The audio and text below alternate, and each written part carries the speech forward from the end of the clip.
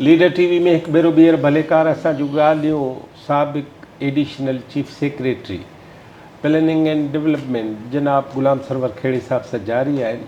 खेड़े साहब सिंध हुकूमत खे पंहिंजी ज़िंदगी जो अधु हिसो ॾिनो ऐं उन में मुख़्तलिफ़ हालतुनि हैसियतुनि शख़्सियतुनि सां गॾु रहियो। असां अॼु सिंध हुकूमत कंहिं बि शख़्सियत खां सवा कंहिं बि दौर खां सवा साईं खां पुछूं था त सेक्शन ऑफिसर खां वठी चीफ सेक्रेटरी ताईं जेके बि दौर हुन ॾिठा आहिनि उन में सिंध गवर्नमेंट जी हुकूमत ऐं सिंध गवर्नमेंट जी नौकिरी उहा कहिड़ी शइ जो नालो आहे। अचो त साईं सां ॻाल्हायूं। जी साईं, हाणे तव्हां सेक्शन ऑफिसर खां सॼो रहियो, जीअं अॻे तव्हां ॿुधायो त पॉलिसी ठाहींदा, माइनिंग वारो हीअं करे, मादनियात जो हीअ थिए, किराया हीअ थियनि, फलाणो हीअ थिए, एक्सप्लोरेशन हीअ सॼियूं ॻाल्हियूं। वरी तव्हां पोइ मुख़्तलिफ़ हंधनि ते एजुकेशन में ॿियनि हंधनि ते टिनि हंधनि ते, हाणे तव्हांखे रिटायर थिए 20 साल थिया। मां उन्हनि 30 साल जेका तव्हां 32-31 साल ड्यूटी बि कई त उन में तव्हां इन सॼे लस्सीअ जो मखणु कढी ॾियो, निचोड़ कढी ॾियो त ही सिंध हुकूमत छा हूंदी आहे, उनजो ब्यूरोक्रेट छा हूंदो आहे ऐं हीअ सभु कुझु छा आहे। इन्हनि सभिनी जे अॻियां त टैग मार्क सिंध लिखियलु आहे, पोइ सिंध जो इहो हाल छो आहे, इहो असांखे ॿुधायो। तमामु रिलेवेंट ऐं ॾाढो सुठो सुवालु तव्हां पुछियो आहे। तव्हांखे ख़बर हूंदी त फेडरल गवर्नमेंट तोड़े सूबाई गवर्नमेंट जे लाइ कमकार हलाइण जे लाइ रूल्स ऑफ बिज़नेस ठहंदा आहिनि। फेडरल गवर्नमेंट जा अलॻि आहिनि, सूबनि जा अलॻि आहिनि ऐं इहा स्टेट्यूटरी रिक्वायरमेंट आहे कॉन्स्टिट्यूशन में। उन में जेके बि महकमा आहिनि, मिसाल सिंध गवर्नमेंट जा महकमा आहिनि, उन ज़माने में जॾहिं असांजो दौर हो 2008 ताईं, तॾहिं 15 महकमा हुआ ऐं हाणे तव्हांखे ख़बर आहे घणा महकमा आहिनि? 49, माना 49 सेक्रेटरी। सम्झो त उन ज़माने में हर हिकु जो रोल जेको आहे उन रूल्स ऑफ बिज़नेस में लिखियलु आहे, ठीकु आहे न। ऐं तव्हांखे यादि आहे त माण्हू कॾहिं कॾहिं इहो मिसाल ॾींदा आहिनि त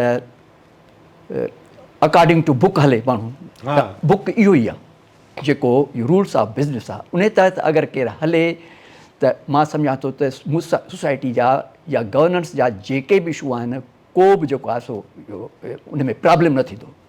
पर थिए ईअं थो त उन्हनि मौजूदा वक़्त में जेका आहे सा उन्हनि रूल्स ऑफ बिज़नेस खे जेका आहे सा एतिरी घणी अहमियत नथी पई ॾिनी वञे। सिर्फ़ु नाले में ई आहे त रूल्स ऑफ बिज़नेस जेके आहिनि से आहिनि, लेकिन उन जे अंदरूनी खाना ॿिया अंसर आहिनि जंहिंमें पॉलिटिकल इंटरफेरेंस आहे तमामु घणो वधी वियो आहे। उन ज़माने में बि हो, उन ज़माने में माण्हुनि जा ग़लति शलत चइबा, पर हुननि खे जेकर सम्झाइबो हो मथे ब्यूरोक्रेसी खे, इन खे पॉलिटिकल साइड खे, त हू सम्झी वेंदा हुआ। ठीकु आहे, अॻे सम्झी वेंदा हुआ। ऐं छा करे मां त इन ख़्याल जो आहियां त सियासतदाननि खे जेकर रूल्स ऑफ बिज़नेस जे तहत अगरि जो कमु आहे पंहिंजे मुल्क में जो या छा जेकर उहे हले पियो थो त उनखे कंहिं क़िस्म जी डिफिकल्टी न हुअणु घुरिजे। प्रॉब्लम तॾहिं पैदा थियो जॾहिं उन्हनि खां हटी करे जेका आहे सा उन्हनि ते बार रखिया था वञनि ब्यूरोक्रेसी ते। ऐं पोइ ब्यूरोक्रेसी जेका आहे सा उन वक़्त में जेकर हा त हा, न त न, ओॾीमहिल ई जेकर करे छॾे त सियासतदाननि खे या पॉलिटिकल साइड खे को बि जेको आहे सो न आहे त हुनखे फोर्स करे सघे त या आउटसाइड इंटरफेरेंस केरु करे उनखे फोर्स करे सघे थो।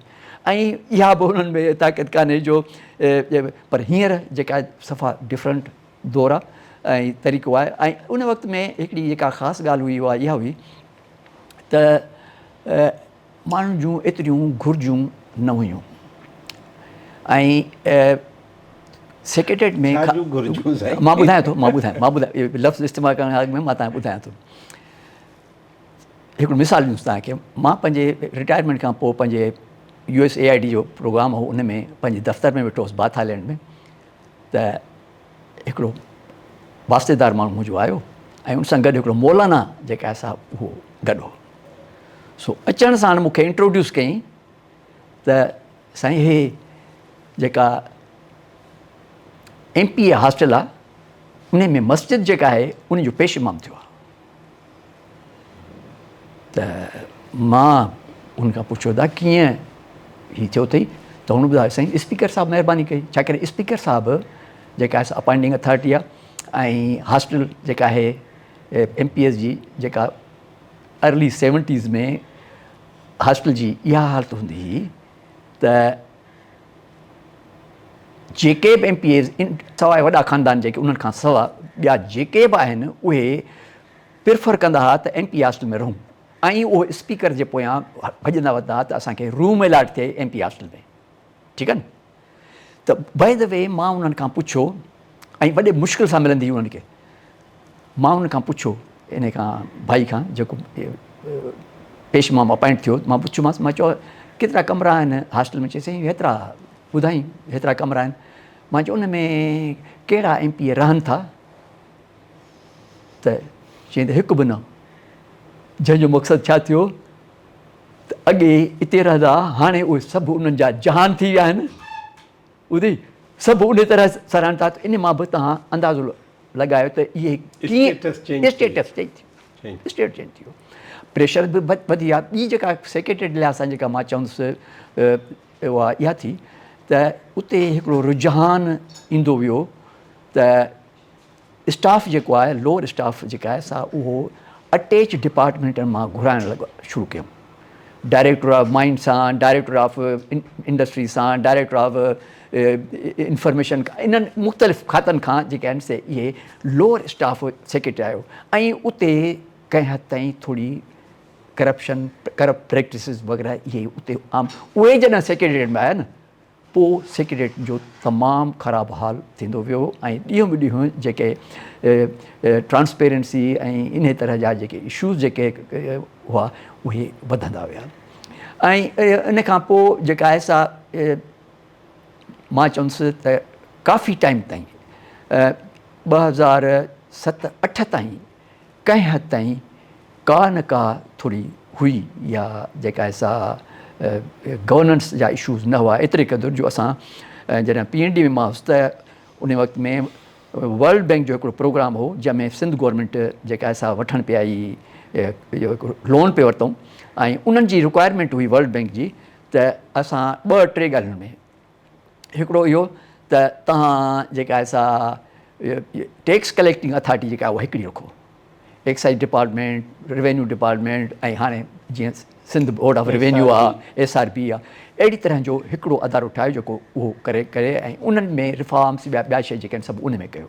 हिकिड़ो उहो PND जे लिहाज़ सां इहो त तव्हां पंहिंजी जेका सालाना तरक़ियाती प्रोग्राम जेको ठाहियो था उहो अहिड़ो हुजे, जेको 1.5 इंच वेकिरो किताबु हूंदो हो इन जो ADP एनुअल डेवलपमेंट प्लान जो, इन मां बजट जा इन खे तव्हां रिड्यूस कयो, ऐं उन में तव्हां कोशिशि इहा कयो त पुराणियुनि स्कीमुनि खे जेके आहिनि से वधीक एलोकेशन कयो ऐं नई खे घटि कयो।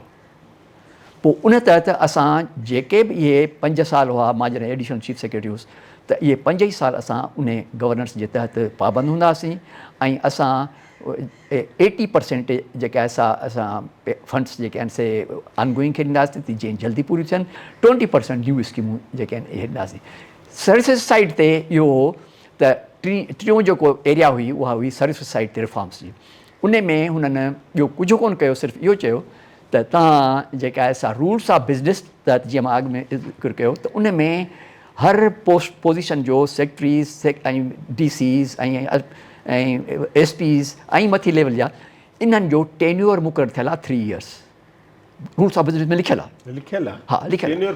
त हुननि चयो त तव्हां इन टेन्योर खे फॉलो कयो ऐं उन तहत इहो कयो, लेकिन इन विच में असांखे हिकिड़ी इहो पंहिंजी वेबसाइट ठाहे सिंध गवर्नमेंट, ऐं उन वेबसाइट ते पंहिंजो जेके बि ट्रांसफर पोस्टिंग थियनि उहे उन ते शो कयो। सभिनी मञियो, SNJD में मीटिंग करे आयासीं, ॿिए हंधि बि थी वई, सभु कुझु थी वियो, ऐं जॾहिं ॿिए मिशन ते आई, जॾहिं 6 महीननि खां पोइ वर्ल्ड बैंक जी मिशन आई, ऐं उन जॾहिं SNJD जी जेका आहे सर्विस साइट ते जॾहिं नज़र घुमाई ऐं हुननि मीटिंग में असांखे ॿुधायूं, हुननि ॿुधायो त असां गुज़िरियल 6 महीननि जे जेके पोस्टिंग ट्रांसफर्स जेके आहिनि उहे असां इहो फॉलो कयूं आहिनि या रिव्यू कयूं आहिनि। उन मुताबिक़ 6 महीननि में एवरेज टेन्यूअर जेको आहे सो 3 महीना बि कोन्हे। त इहे वरिंग ॻाल्हियूं आहिनि जो हर हिक खे तव्हां जॾहिं जवाबदारी ॾियो था त उनखे इहो बि आहे त हू चई सघे थो त साईं मूंखे एतिरो टाइम ॾियो त मां परफॉर्म करे सघां। छा की शुरू में जॾहिं नओं माण्हू उते अपॉइंट थींदो आहे त उनखे सम्झण करण में थोरो वक़्तु लॻे थो। जीअं मुंहिंजी ॻाल्हि आहे त मूंखे जॾहिं जिथे जिथे वधीक टाइम मिलियो त असां उते परफॉर्म, जीअं सर्विसिस जनरल एडमिनिस्ट्रेशन डिपार्टमेंट में मां सेक्रेटरी सर्विस 2 दफ़ा रहियुसि। त उन ज़माने में असां तमामु घणी कोशिशि सां जेके आहिनि से सर्विस साइड ते तमामु घणो ख़्यालु ॾिनो ऐं जेके बि सर्विस कार्डर्स आहिनि, फेडरल सर्विस, प्रोविंशियल सेक्रेटरेट, सभिनी खे जेके आहिनि से असां उन पॉलिसी तहत जेके आहिनि से पंहिंजो हक़ु प्रमोशन जी हद ताईं, अपॉइंटमेंट जी हद ताईं उहे सॼा उन्हनि खे इहे ॾियारिया। ऐं इन साइड ते पंहिंजो रिफॉर्म साइड ते असां काफ़ी कम इहे कया उन ज़माने में। सो इन तरह जो थोरो हिकिड़ी ॻाल्हि हीअ आहे त तव्हांखे मुलाज़िम ॾिए थी फिल्टर करे Sindh public service commission, allegedly मुबैना तौर ते उहो खातो उन में जेके बि माण्हू आहिनि, जेके बि उन्हनि में को हिकु ॿ छॾे बाक़ी सभु 100% करप्ट, उहे तव्हांखे यील्ड बि उहा ॾींदा न। हाणे उन में मां तव्हांजे ख़्याल में हा, इहो जेको चश्मो आहे जितां तव्हांखे सप्लाई मिले थी उन जे ख़राबीअ सां बि हेठि ख़राबी थिए थी? बिल्कुलु। जेके अख़बारुनि में, मीडिया में या ख़ुदि माण्हू जेके इहे ॻाल्हियूं कनि पिया था उन में कंहिं हद ताईं सदाकत हूंदी। ऐं उन जो मेन कारण जेको मुंहिंजे ख़्याल में इहो आहे त जेके रूल्स ऑफ इन में सिंध पब्लिक सर्विस कमीशन जेके लॉज़ आहिनि, रूल्स आहिनि, उन में इहा हिकिड़ी जेका सिलेक्शन जो क्राइटेरिया रखियलु आहे त उहो मुख़्तलिफ़ कैटेगरीज़ जो माण्हू रखिणो आहे। उन में हिकिड़ो माण्हू प्रोमिनेंट बिज़नेसमैन हुजे, हिकिड़ो माण्हू प्रोमिनेंट पुलिस सर्विस जो हुजे, हिकिड़ो सब्जेक्ट एजुकेशन जो हुजे, को हेल्थ जो हुजे, टेक्निकल इंजीनियरिंग साइड ते हुजे, ऐं जर्नलिस्ट बि हुजे। त अहिड़ी तरह जा माण्हू हुजनि उहे जेके आहिनि उते रखनि। लेकिन ॾिसण में इहो आहे त अॼुकल्ह जे दौर में 2000 खां पोइ इहे जेके आहिनि से उनखे चङी तरह फॉलो न कयो वियो आहे, जंहिंसां जेके किन माण्हुनि जी विशिस ऐं पॉलिटिकल उन जे तहत जेके आहिनि से इहे माण्हू ज़ाती मफ़ाद करण जे लाइ। ऐं उनखां पोइ हिकिड़ी ॿी बि ॻाल्हि आई जेका थोरी रहिजी वई, मां करणु चाहे पे पर न करे सघियो, उहा इहा त पंहिंजो रूल्स में, अपॉइंटमेंट रूल्स में ख़ासि तौर ते एग्ज़ीक्यूटिव ब्रांच जा जेके रूल्स आहिनि, PCS एग्ज़ीक्यूटिव जा, उन में आहे त असिस्टेंट कमिश्नर जेको आहे सो डिप्टी कलेक्टर अॻे हूंदो। हाणे असिस्टेंट कमिश्नर कीअं थींदो आहे, कीअं थिए उनजी सिलेक्शन तरीक़ेकार, उन में आहे त 50% जेका आहे पोस्टूं जेके बि अवेलेबल थींदियूं असिस्टेंट कमिश्नर जूं उहे through public service commission appoint थींदियूं डायरेक्ट। 27% जेका आहे उहे भरिया वेंदा इहो थ्रू जेके आहिनि से इहे पंहिंजो जेके डिप्टी सेक्रेटरीज़ ऐं सेक्रेटरेट सर्विस मां, ऐं बाक़ी जेके आहिनि से जेके आहिनि से 13% उहे सेक्शन ऑफिसर इन्हनि न, उहे जेके 27% जेके आहिनि उहे बाय नॉमिनेशन थींदा, ऐं 13% जे क़रीब जेके आहिनि उहे फ्रॉम अमंग सीनियर स्टेनोग्राफर्स।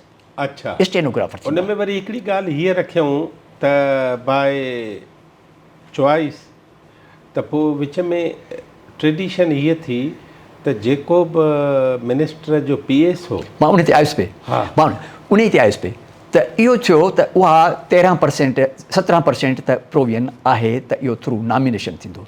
लेकिन नॉमिनेशन जो बि तरीक़ेकार लिखियलु आहे, उहो इहो लिखियलु आहे त हिकिड़ो त इहे खंडवा माण्हू जेके सिलेक्ट लिस्ट आहे रेवेन्यू स्टाफ जी जेका कमिशनर्स जी लेवल ताईं रखियलु आहे, जंहिंमें कमिशनर जा जेके PS आहिनि या उन्हनि जी लेवल जा आहिनि, ऐं उन्हनि मां ई रखिणो आहे इन्हनि खे।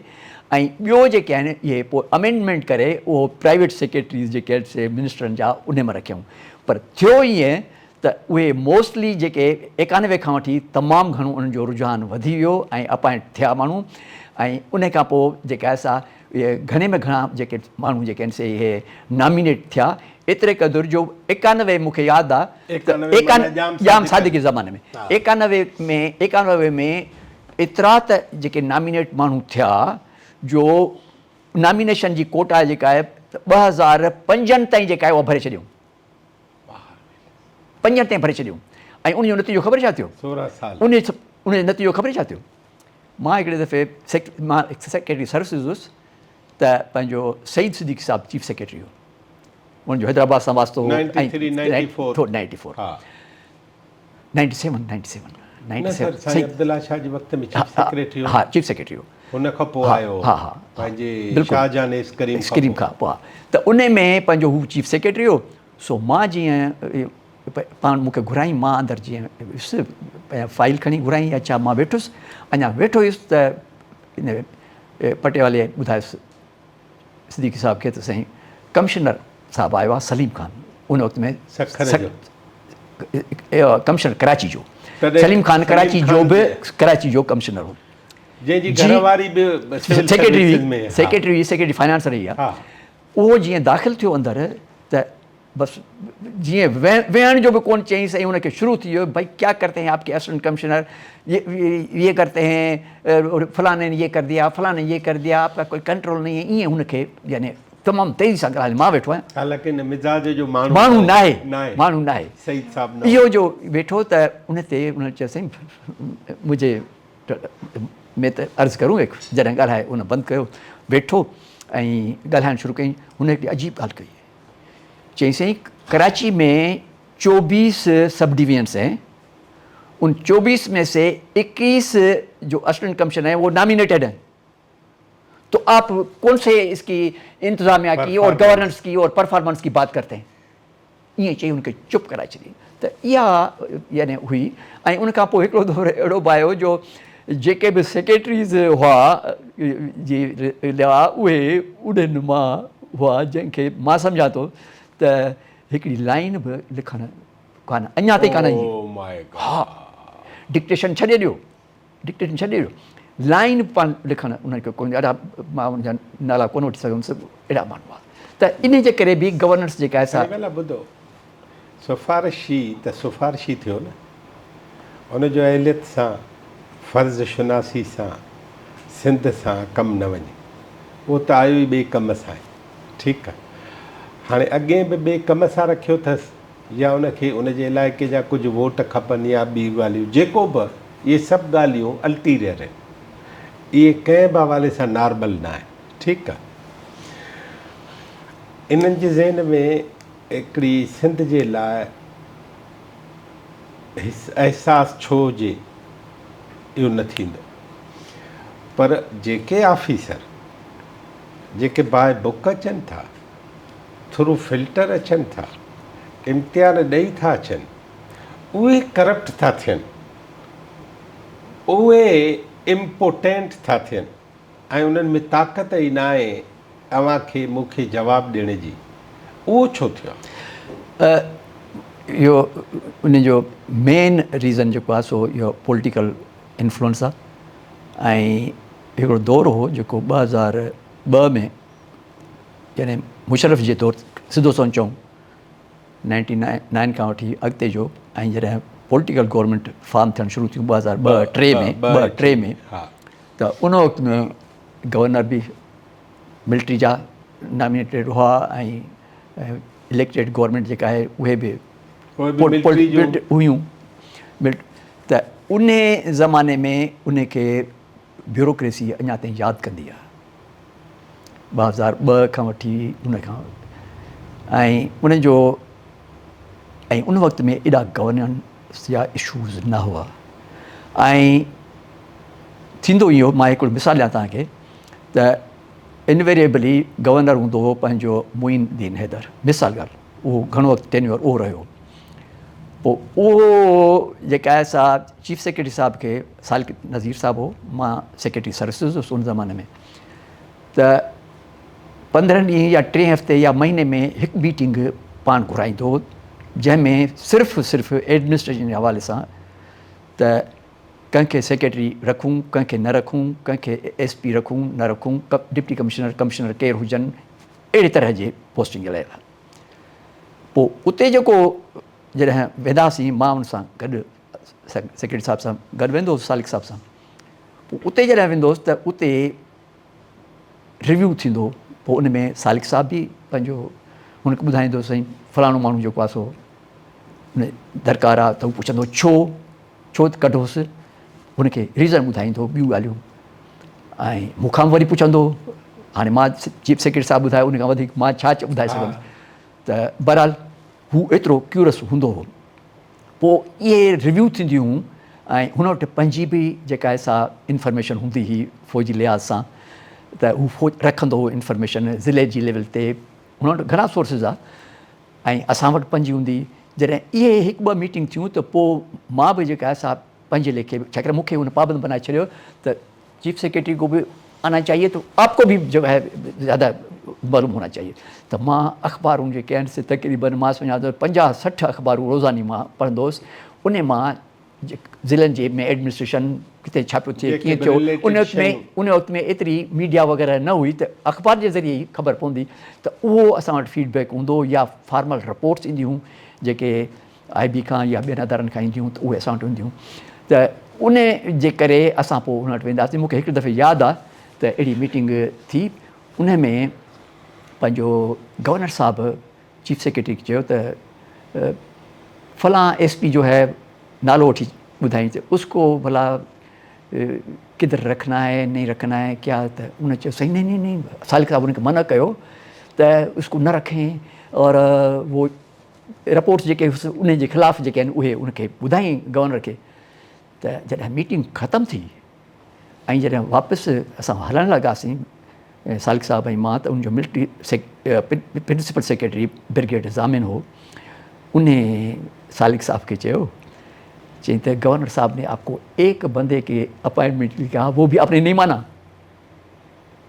त यानी हुआ ट्रांसपेरेंसी ऐं ब्यूरोक्रेसी उन ज़माने में तमामु हिकिड़ी यानी रिलैक्स्ड वे में पंहिंजो कमु कंदी, ऐं उन वक़्त में एतिरा इशूज़ वग़ैरह हूंदा, पर एतिरा प्रोमिनेंट जेके निकिरी ज़ाहिर थियनि या छा, अहिड़ा इशूज़ न हूंदा एडमिनिस्ट्रेशन में। शयुनि खे वरी ॾिसूं ॿिए नमूने। अवां 2002-2003 में जेके हुकूमत आई, जंहिंमें शौकत अज़ीज़ वारा, उहो जनाब परवेज़ मुशर्रफ मरहूम जी हर फ़ौजी जनरल वांगुरु मजबूरी थी पई त पॉलिटिकल गवर्नमेंट सां पाण गॾु हुजे या उन सां उहा गॾु हुजे। पर उन खां अवल हिकिड़ो तमामु डिघो दौरु जेको 11-12 साल आहे, 91-90 खां वठी आफ्ताब शहबान मीराणी जी गवर्नमेंट जे ख़ात्मे खां वठी, जाम सादिक, पोइ मुज़फ़र शाह, पोइ लियाकत जतो, इहे सभु तव्हां ॾिसी आया, अब्दुल्ला शाह साहब, गोसली चावल थी वियो। त हिकिड़ी शइ ब्यूरोक्रेसी में ख़राबु हलंदी आई, जीअं जाम सादिक जो दौरु, त उहा बहितर थी या हुननि फ़िलहालु फ़ौजी ॾिसी ऐं फ़ौजी हुकूमत ॾिसी हाल्ट कयो? हाणे जहाँ जिते क़दुरु जाम साहिब जी गवर्नर्स जो हो, त हू हर जॻह ते कोन एतिरो इंटरफेयर न कंदो, वरी जीअं चाहिनि तीअं कनि। लेकिन हिकु दफ़ो हुन को फ़ैसिलो करे छॾियो त हिन माण्हू खे रखिणो आहे या हिन खे कढिणो आहे या हीअ शइ करणी आहे या न करणी आहे, पोइ उहा थियणु घुरिजे। उहो ब्यूरोक्रेट कंदो। ठीकु, मां त चवां ओॾी महिल या उन खां पोइ या उन खां अवल अब्दुल करीम लोधी त हर फ़ौजी गवर्नर खे बि जवाबु ॾेई सघंदो हो न। असां वटि अब्दुल करीम लोधी पैदा छो न थिया आहिनि? हा, न उन खां पोइ आया थिया आहिनि, ऐं उन्हनि जा सिलेक्टिव, मां जीअं अर्ज़ु कयो त जेको जाम साहिब जो जेको सिलेक्टिव वे में जेको माण्हू अची वियुसि उन जो कमु चवंदा ईअं जनरल तौर ते इन खे ब्यूरोक्रेट सम्झा त इहा वबा तौरु न हुयो न हुजो अहिड़ो न हुजो। ऐं उन में जेका असां पोइ अफ़सर उनजो लिहाज़ बि रखंदा ऐं उन्हनि जो उन ते दहकाव बि हूंदो हो ऐं पंहिंजो हुनखे मञींदा बि हुआ। पर ईअं जीअं ब्यूरोक्रेसी जीअं सफ़ा विरलवेंट तौर ते या खुले आम जेका आहे उहा कान अंडर प्रेशर न हुई।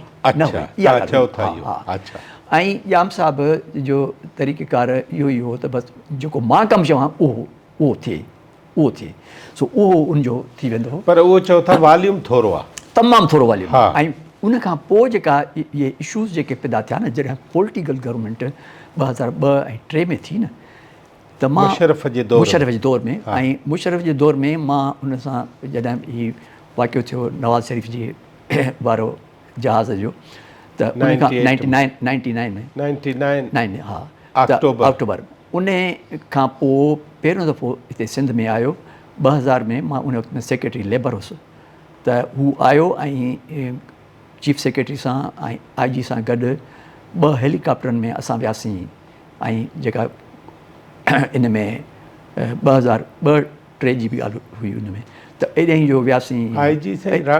राणा मक़बूल हटी वियो हो ऐं उन जा ते हू आयो हो पंहिंजो मलिक हो या के नालो मूंखे यादि आहे। सो बहरहाल त पोइ असां लाड़काने वियासीं साईं, ओॾे वियासीं नवाब शाह वियासीं ऐं नवाब शाह एयरपोर्ट ते लथासीं। उते केयरटेकर गवर्नमेंट जेका हुई जंहिंमें मूंखे यादि आहे असांजो क्लासमेट जामोट साहिबु वज़ीर हो उहो बि हो। त उन वक़्तु ताईं मां हिन माण्हू सां काफ़ी वेझो रहियासीं। हुन जा तरीक़ार शफ़क़त शाह त हू तमामु फ्रैंक ऐं तमामु ठीकु ठाक माण्हू हो।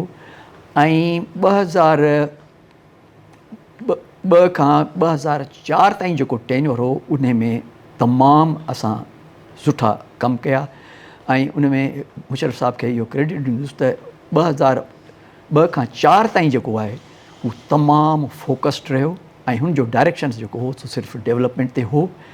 लेकिन जॾहिं पॉलिटिकल साइड्स वठणु शुरू कयईं ऐं त उन मां जेके पॉलिटिकल साइड जूं ख़राबियूं थींदियूं आहिनि उहे ज़ाहिर थियणु अयान थियणु लॻियूं। अॻे त थोरो लुक छुप पोइ ज़ाहिर थियणु लॻियूं ऐं उन जो नतीजो इहो थियो जो इन में अॻिते हली इहो ॿारी मए वारो वाक़ियो बि थियो सरेआम ऐं ॿियो 32 उलमा नेशनल पार्क में दबंग में मरी विया ऐं साईं इहो वकील जेके आहिनि से उहे गैस में सिटी कोर्ट जे भरियां चढ़ी विया। ऐं मां लंडन में हुउसि त उन ॾींहुं मूंखे दोस्त फ़ोन करे ॿुधायो त फैक्ट्री में बाहि ॾींदा 58 माण्हू अलाए केतिरा 58 माण्हू जेके आहिनि मरी विया आहिनि फैक्ट्री जे बाहि वारा बल्दिया वारा।